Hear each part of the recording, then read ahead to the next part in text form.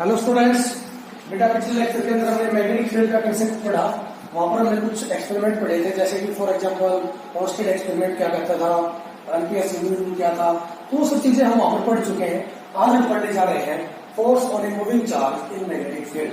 कहता है कि अगर मैग्नेटिक फील्ड के अंदर किसी चार्ज को मूव करवाएंगे तो उसके ऊपर ड्यू टू मैग्नेटिक फील्ड कितना फोर्स लगेगा। ठीक है, उस फोर्स को हम फाइंड आउट कैसे करेंगे वो हम इसके अंदर सीखने वाले हैं।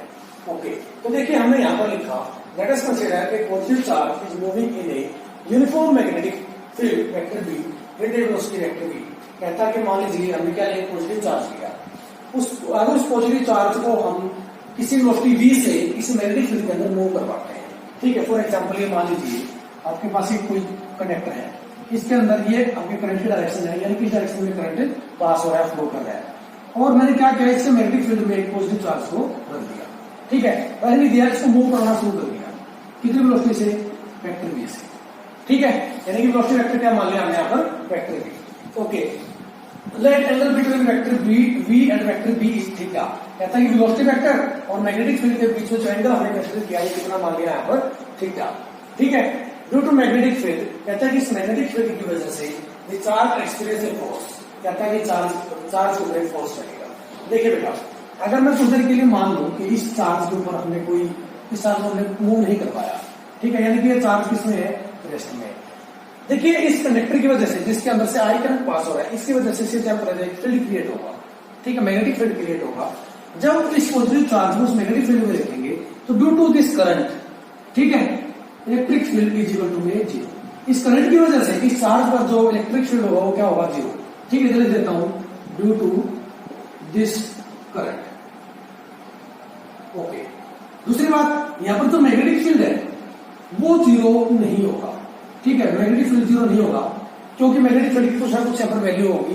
क्योंकि आपको पता है ना कि अगर किसी कंडक्टर के अंदर से कोई करंट पास होता है तो अपने चारों तरफ एक मैग्नेटिक फील्ड क्रिएट कर लेता है। तो ऑब्वियस सी बात है, यहाँ पर भी क्या होगा, उस मैग्नेटिक फील्ड की कुछ डेफिनेट वैल्यू होगी। ठीक है, लेकिन अगर ये रेस्ट में होगा, अगर ये चार्ज किसमें है, रेस्ट में है, तो जब ये चार्ज रेस्ट में होगा तो इसके ऊपर कोई फोर्स नहीं लगेगा। ठीक है, ये बात मैंने पहले भी बताई थी कि अगर कोई भी जो मैग्नेटिक फील्ड है वो किसी भी मूविंग चार्ज पर फोर्स लगाता है, अगर कोई चार्ज रेस्ट में है और वो मैग्नेटिक फील्ड में रखा है तो भी उसके ऊपर फोर्स जीरो होगा। वो हम देखेंगे कब वो कैसे। ठीक है, इसे में आगे देखिए, अब क्या करें हम, अगर इस चार्ज को हम मूव करना शुरू करवा दें, ठीक है, किसी वेलोसिटी v से, तो देखिए बेटा ये क्या होगा, ये जो चार्ज होगा ना, इस चार्ज को कुछ इस डायरेक्शन फोर्स लगेगा।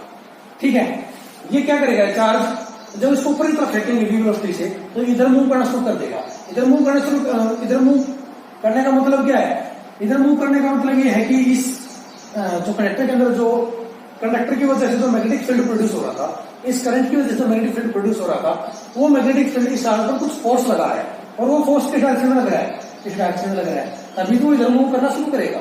ठीक है बेटा, तो देखिए हमने लिखा है यहाँ पर, the force experienced by the moving charge is.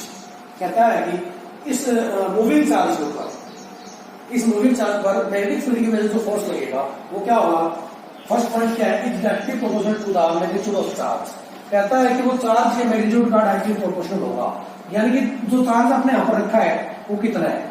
ठीक है, तो इसको क्या कह सकते हो, that is F is directly proportional to q. समझ आई बात। कहता है कि जो भी चार्ज हमने मैग्नेटिक फील्ड के अंदर रखा है उस चार्ज के मैग्नीट्यूड पर फोर्स डिपेंड करेगा। किस प्रकार से, डायरेक्टली, यानी कि चार्ज ज्यादा होगा तो फोर्स भी ज्यादा होगा, चार्ज कम होगा तो फोर्स भी कम होगा। मान लीजिए क्या होगी आपकी equation number 1। Okay, second point क्या कहता है, is directly proportional to the component of velocity acting perpendicular to the direction of magnetic field. कहता है कि बेटा देखिए जो फोर्स होगा ना यहाँ पर वो किसका डायरेक्टली प्रोपोर्शनल होगा, v sin थीटा का। वेलोसिटी कितनी कंसीडर की थी हमने, वेक्टर v। तो कहता है कि अगर हम क्या करें, वेलोसिटी का मैग्नेटिक फील्ड के परपेंडिकुलर कंपोनेंट ले लें। ठीक है, हमने यहाँ पर लिखा है यही, component of velocity acting perpendicular to the direction of magnetic field. कहता है कि जो मैग्नेटिक फील्ड की डायरेक्शन, अभी समझाऊंगा मैं इससे आगे आपको कि किस प्रकार से v sin थीटा यहाँ पर आया। ये चीज समझने के लिए बहुत इंपॉर्टेंट चीज है। ठीक है, तो देखिए बेटा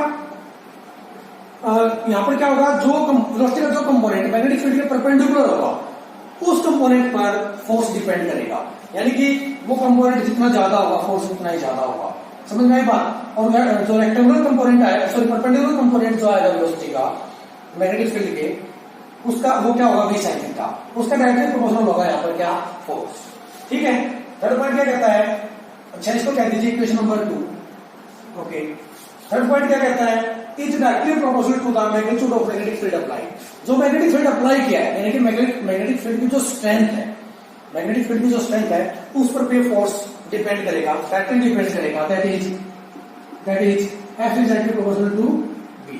ये क्या हो गया आपकी इक्वेशन नंबर 3। अब देखिए बेटा इस कंपोनेंट को देखते हैं किस प्रकार से है।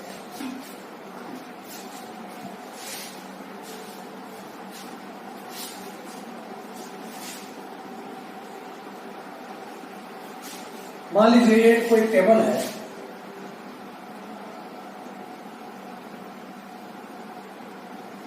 ये मैं कोई टेबल कंसीडर कर लिया, और मान लीजिए इस टेबल के ऊपर हमने क्या पुट कर दिया, एक वायर। ठीक है, इस टेबल के अंदर से एक वायर पास करवा दिया जिसकी करंट की वैल्यू कितनी है I। ठीक है बेटा, तो देखिए इसकी वजह से जो मैग्नेटिक फील्ड होगा आपको पता है उसी डायरेक्शन में होगा, है ना।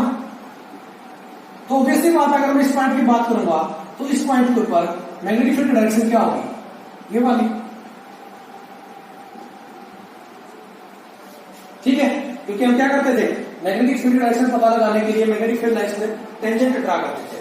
तो जब क्या करेंगे आप, यहाँ पर एक टेंजेंट ड्रा करेंगे तो टेंजेंट कुछ इस प्रकार का होगा। ठीक है, यानी कि ये किसी डायरेक्शन है यहाँ पर मैग्नेटिक फील्ड की, या मैग्नेटिक फील्ड स्ट्रेंथ की डायरेक्शन देगी। ठीक है, और मान लीजिए, अच्छा ये लाइन मान लीजिए, ये अच्छा ये लाइन क्या है, ये लाइन भी इस मैग्नेटिक फील्ड की हमने क्या करते हैं, परपेंडिकुलर। ठीक है, इसे थोड़ा सा मैं कर देता हूँ, वैसे आपको अच्छे से समझ गया है इस पॉइंट के लिए। ये एक लाइन कैसे ड्रा करके बेटा हमने, ठीक है, ये एक लाइन खींच दी किसके पैरेलल, इस कनेक्टर के पैरेलल, जिसके अंदर से करंट पास होता है। तो ये लाइन और ये लाइन, ठीक है, ये लाइन मान लीजिए इस मैग्नेटिक फील्ड की जो डायरेक्शन है, यानी कि सिंपली देखिए इसको ऐसे समझिए, ये मैग्नेटिक फील्ड डायरेक्शन आपको ऐसे नजर आ रही है, ऐसे नहीं ऐसे। अगर मान लीजिए कनेक्टर है, ठीक है, तो जो मैग्नेटिक फील्ड लाइन्स होंगी वो ऐसे होगी। तो अगर इस पॉइंट पर मैं मैग्नेटिक फील्ड की डायरेक्शन देखूंगा तो वो इधर होगी। ठीक है, बोर्ड के ऊपर मैं इसको ऐसे दिखा नहीं सकता, ठीक है, लेकिन बोर्ड के उस साइड ऐसे होगी, परपेंडिकुलर होगी बोर्ड के। ये मैग्नेटिक फील्ड लाइन्स है। ठीक है, यानी कि अगर मान लीजिए कोई रिंग में इसके अंदर डाल दूं उस लाइन के ऊपर से, तो वो मैग्नेटिक फील्ड लाइन्स को रिप्रेजेंट करेगी वो। और अगर इस पॉइंट पर मैं मैग्नेटिक फील्ड की डायरेक्शन देखूं तो वो इधर होगी, जिधर मैंने ली है। ठीक है, मेरी फिंगर क्या कर रही है, मैग्नेटिक फील्ड की डायरेक्शन को रिप्रेजेंट कर रही है। तो ये जो एंगल है इन दोनों के बीच का, ये वाला एंगल भी और ये वाला एंगल भी, दोनों क्या होंगे 90 डिग्री। ठीक है, यानी कि ये लाइन भी मैग्नेटिक फील्ड डायरेक्शन के परपेंडिकुलर है, और ये लाइन भी मैग्नेटिक फील्ड के डायरेक्शन के परपेंडिकुलर है। अगर मैं क्या करूं बेटा, यहाँ पर मान लीजिए कोई भी मैं चार्ज पार्टिकल को, चार्ज पार्टिकल में इधर मूव करवा दूं, ठीक है, उस चार्ज पार्टिकल को मैं इधर मूव करवा दूं, तो यानी कि उसकी वेलोसिटी क्या होगी, डायरेक्शन में। तो देखिए बेटा, हमने कहा था कि इस वेलोसिटी के बीच में और मैग्नेटिक फील्ड के बीच में हमने क्या एंगल लेंगे, थीटा। ठीक है, क्या एंगल लिया था हमने, थीटा।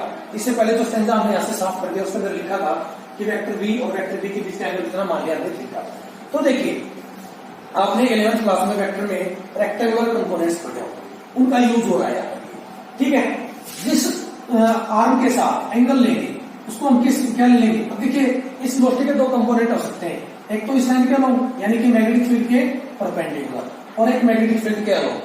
तो जिस आर्म के अलोंग एंगल लिया है उसके अलोंग क्या लेंगे, v cos of थीटा। ठीक है, ठीक है, ऐसे रेक्टेंगुलर कंपोनेंट में हमें पता चला था कि जो बेस होता है वो cos थीटा लेंगे, समझ में आई बात। और इसका जो रेक्टेंगल परपेंडिकुलर कंपोनेंट है ये वाला, ठीक है, ये क्या हो जाएगा, v sin of थीटा। ठीक है बेटा, क्या हो जाएगा, v sin थीटा।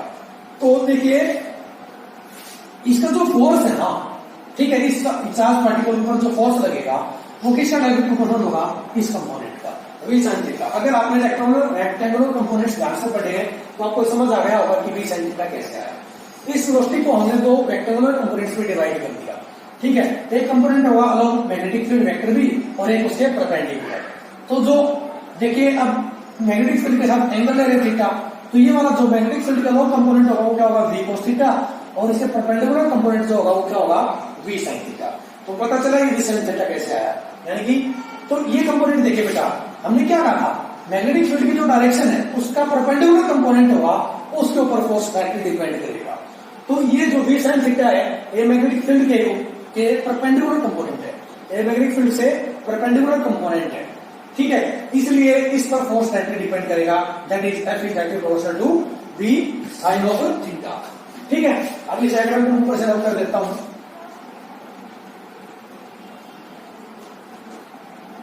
ओके बेटा, अब क्या करेंगे, कंबाइनिंग इक्वेशन नंबर 1, 2 एंड 3, ठीक है। इतना लिख देता हूं, combining equation number 1, 2 and 3 we get. इन तीनों को कंबाइन करोगे तो क्या हम ऐसे लिख सकते हैं, F is proportional to Q v sin theta into में v। इसको ऐसे लिखा जा सकता है, F is proportional to Q v sin of theta, ठीक है बेटा। अब इस साइन ऑफ प्रोपोर्शनल को हटाने के लिए हम क्या करेंगे, एक कांस्टेंट ऐड कर देंगे। इससे नीचे वाले को नोट कर लीजिए, मैं रब कर रहा हूं।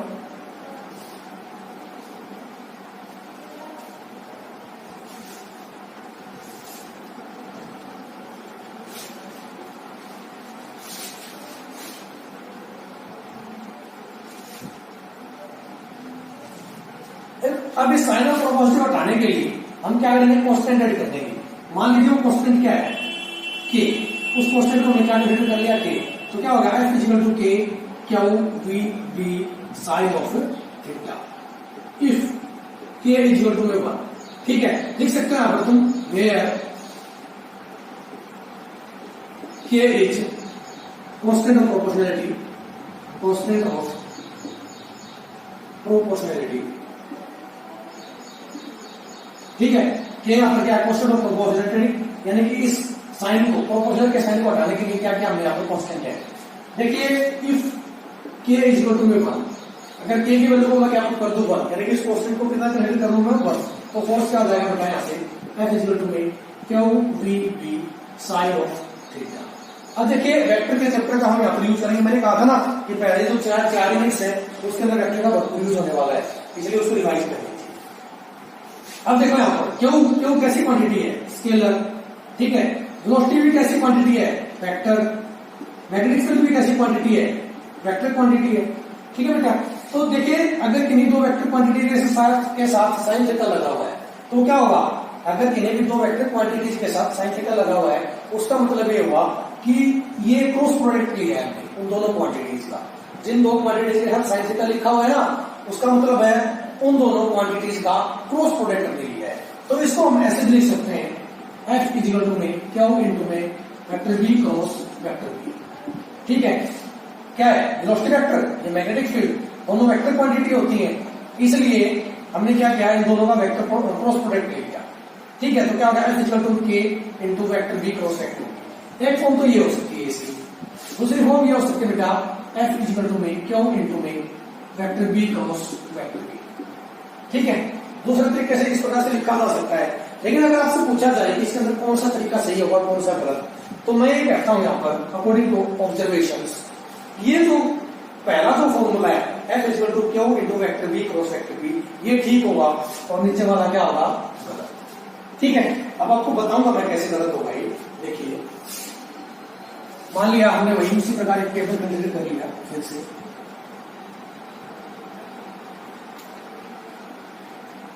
ये टेबल हमने कंसीडर कर लिया यहाँ पर, तो ये ओके। अब इस टेबल पे फिर क्या क्या बेटा उसी प्रकार से क्या करवाया, कोई कंडक्टर के अंदर से पास करवाया और ये क्या डायरेक्शन मान ली, उस करंट के डायरेक्शन को हमने कंसीडर कर लिया, ठीक है। अब देखिए बेटा यहाँ पर हमने आपको बताया था कि मैग्नेटिक फील्ड की जो डायरेक्शन होगी वो डायरेक्शन में होगी इस करंट की वजह से, ठीक है। इस करंट आई की वजह से जो मैग्नेटिक फील्ड डायरेक्शन होगी वो उस डायरेक्शन में होगी, ओके। दूसरी बात हमने क्या कहा था बेटा, वेलोसिटी को हमने किस डायरेक्शन में मान लिया।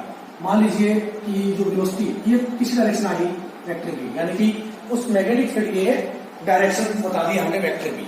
अब क्या लेंगे हम, वेलोसिटी की डायरेक्शन। तो देखिए बेटा अब जो वेलोसिटी की डायरेक्शन जो है, ठीक है, वो मान लिया हमें क्या है, इसे परपेंडिकुलर, ठीक है, यानी कि डायरेक्शन में।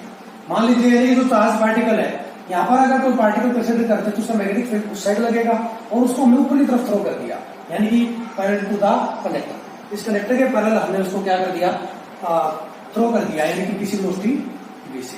तो अब देखिए बेटा अब ये जो कंपोनेंट है वेलोसिटी का, ये इस मैग्नेटिक फील्ड के क्या होगा, परपेंडिकुलर, ठीक है। वही बात, क्योंकि जब हमने क्या बताया था, देख ध्यान होगा आपको, ये मैग्नेटिक फील्ड लाइंस है, ठीक है। इन मैग्नेटिक फील्ड लाइंस की वजह से जो यहाँ पर इस पॉइंट के ऊपर मैग्नेटिक फील्ड जो डायरेक्शन होगी वो किधर होगी, अंदर की तरफ, इनवर्ड डायरेक्शन में, ठीक है। उसी प्रकार वो रिंग ले लिया हमने। जब मान लीजिए ये रिंग है, इस रिंग की वजह से जो हमारी उंगली है ये उस रिंग को रिप्रेजेंट कर रही है, तो इस पॉइंट पर जो मैग्नेटिक फील्ड होगा वो अंदर की तरफ होगा, ठीक है। तो हमने क्या किया, उस पार्टिकल को, अब मैग्नेटिक फील्ड डायरेक्शन ये है, उस पार्टिकल को इधर थ्रो किया है, तो इस मैग्नेटिक फील्ड की और इस जो वेलोसिटी डायरेक्शन उसके बीच में कितना एंगल है, 90 डिग्री। तो ये एंगल कितना आ गया, 90 डिग्री, ठीक है। तो इसके ऊपर जब क्या करेंगे बेटा, इसके ऊपर इस मैग्नेटिक फील्ड की वजह से कुछ फोर्स लगेगा, और वो फोर्स किस डायरेक्शन में लगेगा, वो फोर्स इसके ऊपर कुछ इस डायरेक्शन में लगेगा, ठीक है, इस डायरेक्शन में लगेगा। तो देखिए यहाँ पर अब उस ऑब्जर्वेशन को बताता हूं, क्या था, F equal to q into में vector B cross vector B. इसको तुमने क्या कहा था, ये सही होगा, और दूसरा क्या है, F equal to q into में वेक्टर बी क्रॉस वेक्टर, ठीक है। इस एक्सप्रेशन के लिए हमने क्या कहा था, ये गलत होगा। देखिए कैसे, देखिए यहां पर बेटा, ये फर्स्ट कंपोनेंट, ये सेकंड, ठीक है। वेलोसिटी अपने फर्स्ट प्लेस पे है और मैग्नेटिक फील्ड सेकंड प्लेस पे, इसी प्रकार। तो उसको देखिए पहले हम क्या करेंगे बेटा, जो भी क्वांटिटी फर्स्ट प्लेस पर है उसकी तरफ अपना हाथ को करेंगे, ठीक है, राइट हैंड फिंगर्स है उनको करेंगे। तो जिस कंपोनेंट की तरफ हम हाथ करेंगे, जिस कंपोनेंट के डायरेक्शन में हम हाथ करेंगे, जब उन उंगलियों को मोड़ेंगे तो दूसरा कंपोनेंट आना चाहिए, ठीक है। तो अब देखिए बेटा, वेलोसिटी डायरेक्शन ये है, तो वेलोसिटी डायरेक्शन में हम हाथ को ऐसे करेंगे, ठीक है, राइट हैंड थंब को लगा रहे हैं यहाँ पर, वेलोसिटी डायरेक्शन में हाथ को ऐसे करेंगे। मैग्नेटिक फील्ड जो है वो इधर है, इस डायरेक्शन में, ठीक है। मैग्नेटिक फील्ड की डायरेक्शन ये है, तो इस हाथ को ऐसा करना पड़ेगा। जब इसको मोड़ेंगे तो किस डायरेक्शन आनी चाहिए, मैग्नेटिक फील्ड की, यानी कि सेकंड कंपोनेंट की। सेकंड कंपोनेंट क्या है, वेक्टर बी। तो जब हम क्या करेंगे बेटा, वेलोसिटी की डायरेक्शन में हाथ को करेंगे तो हम उसको ऐसे मोड़ना पड़ेगा, और उसको ऐसे मोड़ेंगे तो क्या आ जाएगा, ऐसे करेंगे तो वेलोसिटी, ऐसे करेंगे तो मैग्नेटिक फील्ड, ठीक है। ऊपर से उंगलियों को मोड़ देंगे तो जो मेरा अंगूठा है ये किसके डायरेक्शन को बताएगा, फोर्स के डायरेक्शन। समझ में आई बात। तो फोर्स इधर लग रहा है इधर, तो इसका मतलब क्या हुआ, अब देखिए फोर्स इधर ही लग रहा है, इसका मतलब ऑब्वियसली बात है कि ये हमारी जो रिलेशन है ये सही है, फर्स्ट इक्वेशन सही है। लेकिन सेकंड इक्वेशन देखिए यहां से क्या है, फर्स्ट कंपोनेंट क्या है यहाँ पर, मैग्नेटिक फील्ड, और सेकंड क्या है, वेलोसिटी। जब क्या करेंगे बेटा हम मैग्नेटिक फील्ड की डायरेक्शन में, ठीक है, फर्स्ट कंपोनेंट डायरेक्शन में हाथ करेंगे, तो मैग्नेटिक फील्ड किधर है, अंदर की तरफ बताया था हमने। तो मैग्नेटिक फील्ड डायरेक्शन में हम हाथ को करेंगे तो ऐसे करेंगे। जब उसको मोड़ेंगे यहाँ से उंगलियों को, तो सेकंड कंपोनेंट आना चाहिए, इसको ऐसे मोड़ देंगे तो किसी तरफ आ गई उंगलियां, यहाँ से देखो मैग्नेटिक फील्ड डायरेक्शन में ऐसे किया, ऐसे कर दिया तो किसकी डायरेक्शन आ गई, वेलोसिटी की। लेकिन फोर्स की डायरेक्शन क्यों इधर आ रही है, उस डायरेक्शन में, यानी कि कुछ फोर्स की डायरेक्शन इधर आएगी, जो कि जबकि डायरेक्शन है किधर, प्रैक्टिकली डायरेक्शन इधर आ रही है, ठीक है। वो जो पार्टिकल है वो इधर अट्रैक्ट हो रहा है, इधर फोर्स लग रहा है। लेकिन अगर हम क्या करें, मैग्नेटिक फील्ड की डायरेक्शन की तरफ हाथ करें और फिर हम उंगलियों को मोड़े, तो फोर्स की डायरेक्शन किधर आएगी, उस साइड में। तो यहाँ तो ऐसा नहीं है, इसको उल्टा हो रहा है, इसका मतलब ये क्या है, एक्सप्रेशन गलत।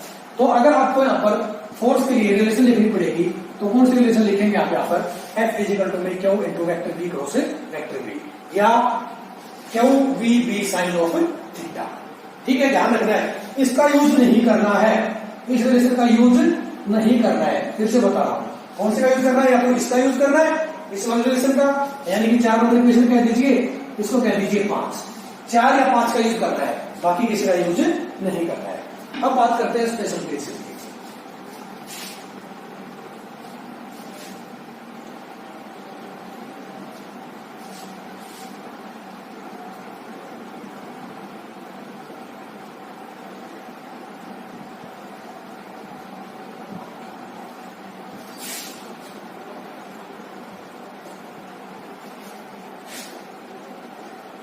हमारी फोर्स के लिए क्या रिलेशन आई थी अभी अभी, F इक्वल टू में q v B sine of theta.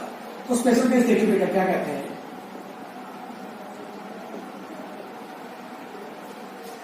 कहता है कि इफ, पहला केस,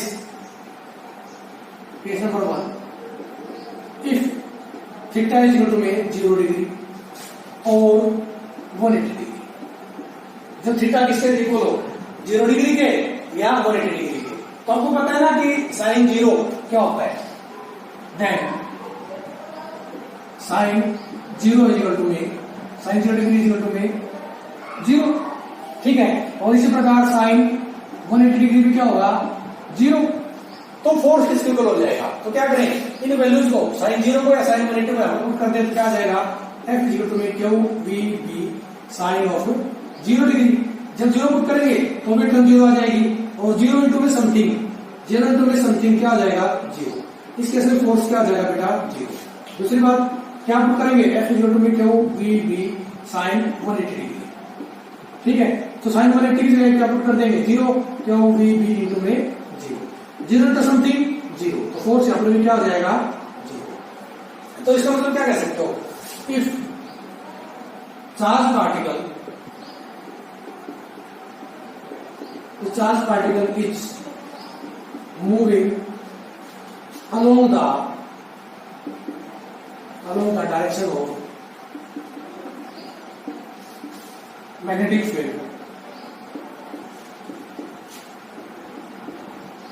or opposite to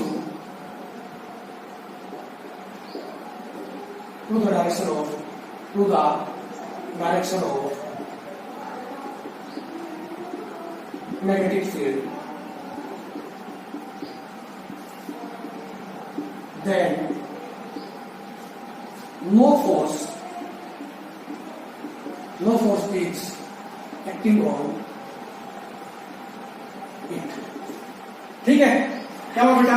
इसका मतलब क्या हुआ थीटा 0 यानी कि वेलोसिटी डायरेक्शन भी और मैग्नेटिक फील्ड डायरेक्शन दोनों क्या हो सेम हो। 0 डिग्री का मतलब क्या है मैग्नेटिक फील्ड की डायरेक्शन मान लीजिए इधर है और वेलोसिटी की डायरेक्शन भी इधर है। तो अगर सेम डायरेक्शन में होगी तो उस टाइम पर उस चार्ज पार्टिकल के ऊपर फोर्स कितना होगा 0। अगर मैग्नेटिक फील्ड डायरेक्शन ये है और चार्ज पार्टिकल डायरेक्शन ये है यानी कि मैग्नेटिक फील्ड और चार्ज पार्टिकल की दोनों ही डायरेक्शन क्या है अपोजिट तो उस टाइम पर मैग्नेटिक फील्ड क्या होगा 0। ठीक है बेटा तो पहला केस ये कहता था। सेकंड केस देखिए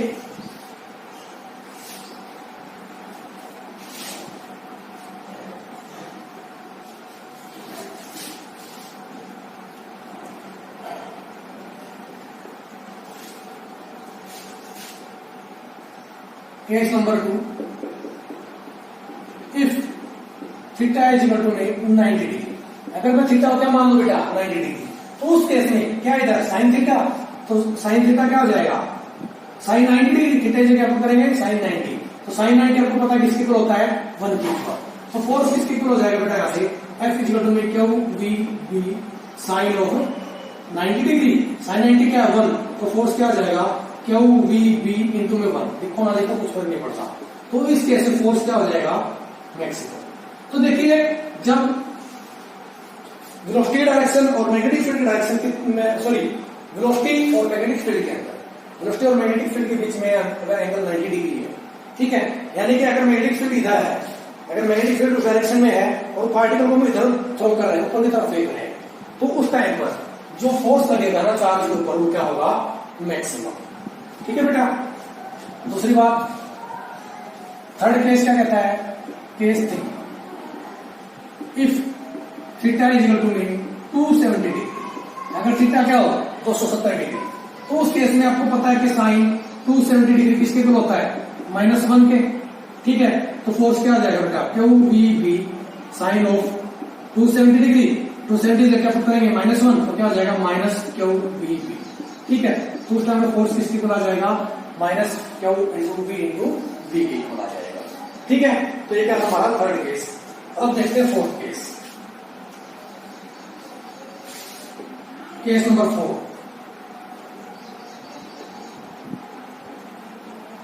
इफ वेलोसिटी 0 टू 0 यानी कि चार्ज पार्टिकल किसमें हो रेस्ट में वेलोसिटी 0 का होने का मतलब क्या है कि चार्ज पार्टिकल किसमें हो रेस्ट में। जब चार्ज पार्टिकल रेस्ट में होगा तो बेटा देखिए फोर्स किसके इक्वल होगा यहाँ से F इक्वल टू में क्यू इंटू वी की जगह क्या पुट कर देंगे 0 वी की जगह क्या पुट कर दिया 0 इंटू में बी साइन ऑफ थीटा और आपको पता 0 टू समथिंग 0 यानी कि फोर्स क्या होगा 0। इसका मतलब क्या हुआ फोर्थ पॉइंट क्या कहता है इसका मतलब यह हुआ कि अगर जब भी चार्ज पार्टिकल रेस्ट में होगा तो ड्यू टू मैग्नेटिक फील्ड उसके ऊपर कोई फोर्स नहीं लगेगा। मैंने कहा था इस बात को प्रूव करेंगे प्रूव हमने यहाँ पर कर दिया है अकॉर्डिंग टू इस फॉर्मूले की हेल्प से। ठीक है तो ध्यान रखना आपको कि जब भी मैग्नेटिक फील्ड देखो इलेक्ट्रिक फील्ड की बात आए तो जब इलेक्ट्रिक फील्ड में हम किसी भी चार्ज को रेस्ट में रखेंगे तब उसके ऊपर फोर्स लगेगा। लेकिन मैग्नेटिक फील्ड के अंदर मैग्नेटिक फील्ड मूविंग चार्ज को ही फोर्स लगाता है इलेक्ट्रिक फील्ड किस पे फोर्स लगाता है? चार्ज एट रेस्ट, यानी कि जब चार्ज रेस्ट में होगा। और जो मैग्नेटिक फील्ड है वो हमेशा मूविंग चार्ज पर लगाता है फोर्स। अगर चार्ज रेस्ट में होगा तो उस टाइम पर फोर्स क्या होगा? जीरो। तो ये हमारा टॉपिक था क्या? Force on a moving charge in magnetic field.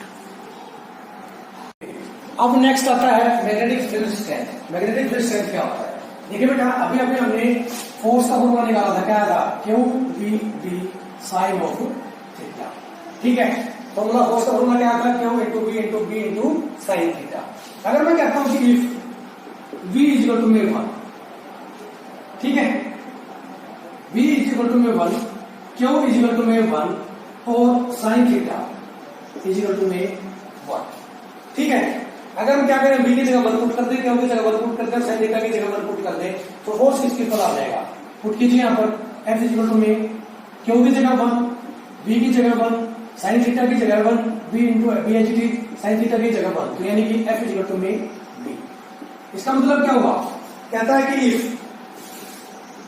If a unit charge is moving with A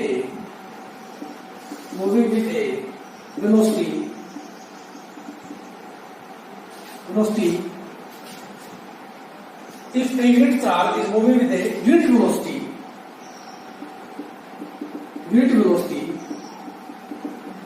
in the direction perpendicular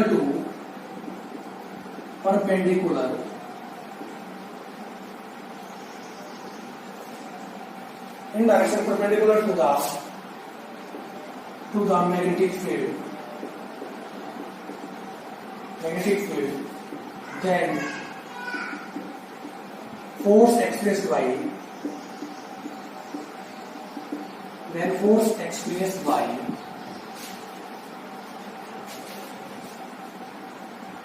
charge is equal to the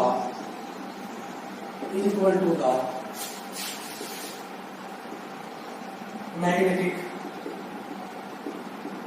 field strength। ठीक है बेटा, क्या कहा? अगर कहता है कोई भी यूनिट चार्ज अगर यूनिट वेलोसिटी से, ठीक है, अगर कोई यूनिट चार्ज यूनिट वेलोसिटी से मैग्नेटिक फील्ड डायरेक्शन से परपेंडिकुलर डायरेक्शन में मूव करे, तो उस टाइम पर उस चार्ज पर जो फोर्स लगेगा, ठीक है, वो किसके इक्वल होगा? मैग्नेटिक फील्ड स्ट्रेंथ के इक्वल होगा। मान लीजिए ये आपकी मैग्नेटिक फील्ड डायरेक्शन है, ठीक है, ये वेक्टर v की डायरेक्शन है और ये उस चार्ज पार्टिकल की वेलोसिटी डायरेक्शन है। ठीक है, अगर वो चार्ज पार्टिकल यानी कि जिसकी वैल्यू कितनी है? 1 कूलम, ठीक है, मैग्नेटिक फील्ड वेलोसिटी कितनी है? 1 मीटर पर सेकेंड, यानी कि यूनिट वेलोसिटी है। यहाँ पर जो चार्ज लिया हमने वो यूनिट चार्ज लिया, वेलोसिटी ली वो यूनिट वेलोसिटी। अगर वो चार्ज, ठीक है, यानी कि वो यूनिट चार्ज अगर यूनिट वेलोसिटी से मैग्नेटिक फील्ड से परपेंडिकुलर डायरेक्शन में मूव करे, ठीक है, मैग्नेटिक फील्ड से परपेंडिकुलर डायरेक्शन में मूव करे, तो उस टाइम पर उस चार्ज के ऊपर जो फोर्स लगेगा वो किसके इक्वल होगा? मैग्नेटिक फील्ड स्ट्रेंथ के इक्वल होगा। ठीक है, उसके बाद आती है बेटा कि मैग्नेटिक फील्ड या मैग्नेटिक फील्ड स्ट्रेंथ की यूनिट क्या होगी, तो इसलिए हमने यहाँ पर लिखा यूनिट ऑफ मैग्नेटिक फील्ड या मैग्नेटिक फील्ड स्ट्रेंथ। तो देखिए बेटा, अगर मैं ऐसे सिस्टम की बात करूं, ठीक है, इन ऐसे system the unit of magnetic field strength या magnetic field is टेस्ला।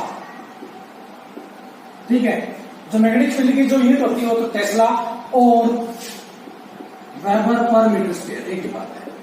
ठीक है बेटा, कहता है कि ऐसे सिस्टम में जो मैग्नेटिक फील्ड स्ट्रेंथ की जो ऐसे यूनिट होगी वो क्या होगी? टेस्ला और वेबर पर मीटर स्क्वायर। ठीक है, WB का मतलब है वेबर पर मीटर स्क्वायर। ओके, देखिए कैसे कहता है कि बेटा हमें पता है फोर्स का फॉर्मूला क्या था? Q into v into B sine theta, q v B sine theta. हमें क्या निकालना? Magnetic field. तो मैग्नेटिक फील्ड निकालना तो क्या है? इसको टर्म को इधर उठा के लें तो क्या हो जाएगा? B is equal to F upon A, q v इधर आएगा तो डिवाइड में आएगा, साइन थीटा भी डिवाइड में आ जाएगा, तो क्या होगा बेटा? F is equal to q v sine theta. If force is equal to 1 newton, बल्कि ऐसा कीजिए, if charge is equal to में 1 कूलम, ठीक है। वेलोसिटी इज इक्वल टू में 1 मीटर पर सेकेंड, ठीक है। और थीटा इज इक्वल टू में 90 डिग्री, 90 डिग्री मतलब है sine theta is equal to में 1, ठीक है। And force is 1 newton. Then B is equal to में एफ की जगह क्या करें 1 न्यूटन, ओके। कूलम इसकी वजह चार्ज की वजह जगह 1 कूलम, ठीक है। वेलोसिटी जगह मीटर पर सेकंड 1 मीटर पर सेकंड, और साइन थीटा की जगह भी 1 क्या करेगा, यानी कि सिंपली क्या करें 1 अपॉन में 1 इंटू 1 इंटू 1। तो उस टाइम पर जो मैग्नेटिक फील्ड होगा वो किसके इक्वल होगा, टेस्ला के, ठीक है, 1 टेस्ला के। आपसे पूछा है ना कि जो मैग्नेटिक फील्ड है, ये मैग्नेटिक फील्ड स्ट्रेंथ है वो 1 टेस्ला का होगी। अगर तो इसका मतलब क्या हुआ, अगर 1 कूलम चार्ज, अगर 1 कूलम चार्ज 1 मीटर पर सेकंड की स्पीड से मैग्नेटिक फील्ड से परपेंडिकुलर डायरेक्शन में मूव करे और उस टाइम पर फोर्स कितना हो 1 न्यूटन, तो मैग्नेटिक फील्ड किसके इक्वल होगा 1 टेस्ला या 1 मीटर पर मीटर स्क्वायर। देखिए चलिए कहता हूं, if 1 coulomb of charge is moving with 1 meter per second with velocity 1 meter per second in direction perpendicular to the magnetic field,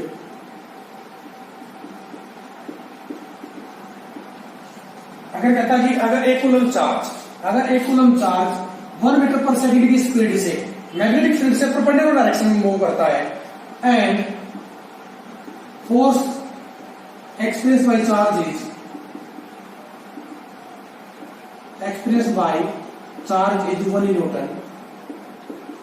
is 1 Newton, then magnetic field strength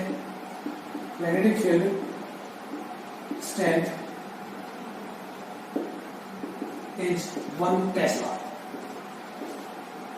अगर बेटा एक coulomb charge, फिर से देखिए फिर से रिपीट कर रहा हूं, अगर एक कूलम चार्ज 1 मीटर पर सेकंड की स्पीड से मैग्नेटिक फील्ड से परपेंडिकुलर डायरेक्शन में मूव करे, ये मान लीजिए जो मेरी फिंगर्स हैं यहाँ पर मैग्नेटिक फील्ड की डायरेक्शन को रिप्रेजेंट कर रही है, और मैंने एक चार्ज ले लिया फॉर एग्जांपल, ये मार्कर जो है चार्ज को रिप्रेजेंट कर रहा है।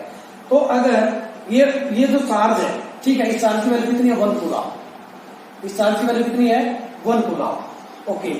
अगर ये 1 कूलम चार्ज मैग्नेटिक फील्ड से परपेंडिकुलर डायरेक्शन में, यानी कि इस डायरेक्शन में, ये डायरेक्शन परपेंडिकुलर कहलाएगी ना, ये मैग्नेटिक फील्ड की डायरेक्शन है, ठीक है, ये चार्ज की मूवमेंट की डायरेक्शन है।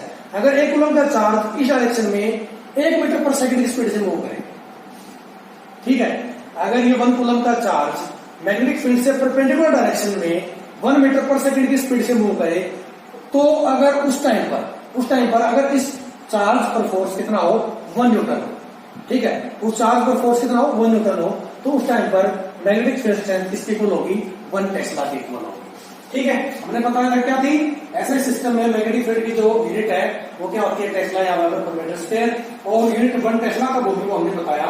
अगर चार्ज 1 कूलम हो, वो 1 मीटर पर सेकंड की स्पीड से मूव करता हो, ठीक है, किसकी डायरेक्शन में परपेंडिकुलर, मैग्नेटिक फील्ड की डायरेक्शन का परपेंडिकुलर, और उस टाइम पर अगर उस पर 1 न्यूटन फोर्स लगे तो मैग्नेटिक फील्ड क्या कहलाएगा 1 टेस्ला, ठीक है। अब बात आती है बेटा सीजीएस यूनिट की। In CGS system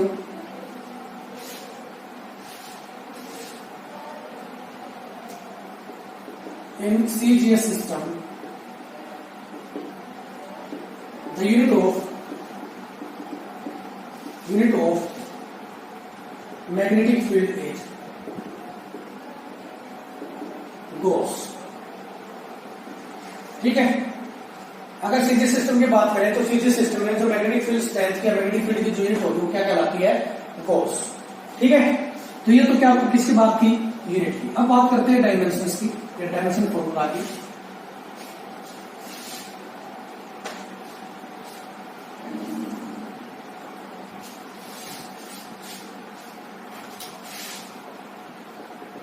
dimensions of vector B, vector B की डायमेंशंस क्या हो। अब देखिए बेटा अभी आप मैग्नेटिक फील्ड के लिए फॉर्मूला लिखा था, क्या लिखा फोर्स का कह लीजिए F इक्वल टू में q v B sine of theta. अगर बी लिखना हो तो कैसे लिखेंगे, F equal to B equal to में F q v sine theta, यही कहा था। तो देखिए फोर्स का डायरेक्शन फॉर्मूला आपको पता है क्या होता है, क्या होता है M1 L1 P इनवर्स 2, ठीक है। चार्ज है, देखिए करंट फॉर्मूला क्या होता था, Q अपॉन P, तो चार्ज का क्या होगा I इंटू T। अब करंट का जो डायमेंशन क्या होंगे एम्पियर और टाइम की T, तो यानी कि चार्ज की जगह क्या लिख देंगे A इंटू में T, ठीक है। अब क्या है वेलोसिटी, वेलोसिटी फॉर्मूला देखिए क्या होता है मीटर वेलोसिटी क्या होता है डिस्प्लेसमेंट अपॉन टाइम, ठीक है। डिस्प्लेसमेंट क्या एक प्रकार की लेंथ और टाइम की है, ठीक है। तो एल इनवर्स टी वेलोसिटी का फॉर्मूला क्या होगा L1 T इनवर्स 1 और साइन थीटा ये ट्रिग्नोमेट्रिक फंक्शंस है और ट्रिग्नोमेट्रिक फंक्शंस डायमेंशन लेस होते हैं, ठीक है। तो इसका आपने वो किसका फॉर्मूला लिखना है, मैग्नेटिक फील्ड स्ट्रेंथ का, मैग्नेटिक फील्ड स्ट्रेंथ ये या मैग्नेटिक फील्ड का डायरेक्शन फॉर्मूला लिखना है वेक्टर बी का। तो देखिए क्या होगा, ऊपर इसको सोल्व कर लें, ठीक है। तो क्या होगा ऊपर देखिए क्या M1 L1 T inverse 2, actually लिख देता हूं कुछ देर के लिए T इनवर्स 2, नीचे वाले को सोल्व कर लेते हैं। ए एज इट इज, ठीक है, A1 एज इट इज। अब देखिए L भी अकेला इधर है, तो A1 L1 T देखिए, एक T है प्लस का और एक T की पावर +1, दूसरे की T की पावर -1, तो दोनों की पावर बढ़ेगी तो क्या आ जाएगा 0, ठीक है। इसको ऊपर ले जाइए बेटा। अब देखिए इधर L1 से L1 कैंसिल आउट, ठीक है, नीचे पे L1 ऊपर L1 कट जाएगा, क्या बनेगा M1 A inverse 1 T inverse 2, ये क्या आ गया बेटा वेक्टर बी का डायमेंशन फॉर्मूला आ गया, ठीक है। क्या आया M1 A inverse 1 T inverse 2, तो ये था dimension formula of vector B या मैग्नेटिक फील्ड स्ट्रेंथ, ठीक है बेटा। आज के लेक्चर में इतना ही, थैंक यू वेरी मच। अगर कोई डाउट रहता हो तो मेरे से पूछ सकते हैं, थैंक यू।